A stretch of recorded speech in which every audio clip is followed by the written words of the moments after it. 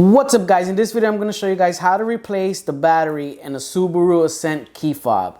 Now I am saying Subaru Ascent because that's the vehicle I have, a 2023 Ascent. But if your Subaru Key looks like this, which most of them do, I'm sure this will work for you.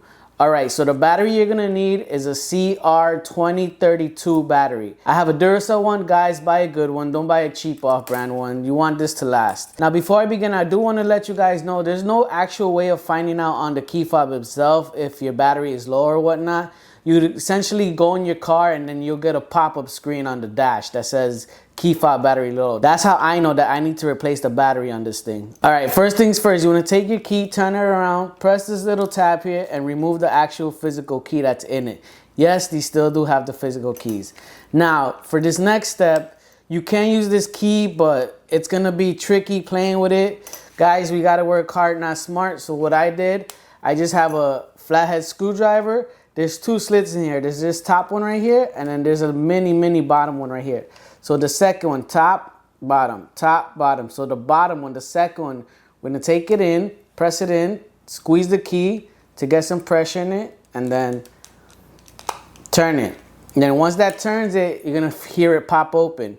It pops open, and bam, there's your battery in there. As you can see, that's the old battery, CR2032.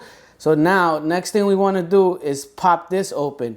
Now, I will say, guys, be careful with these two tabs over here because these are firm. You got to do gently. Do this gently. Pop the old battery out like so. Yeah, that was a little rough, I know, but pop it out like so.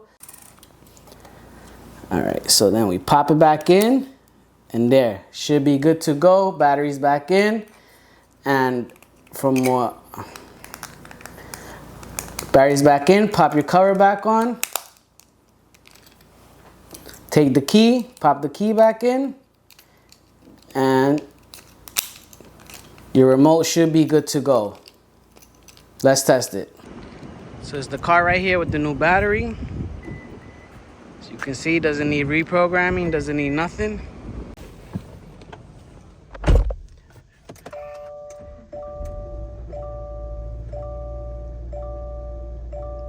And no more battery low sign on the dash.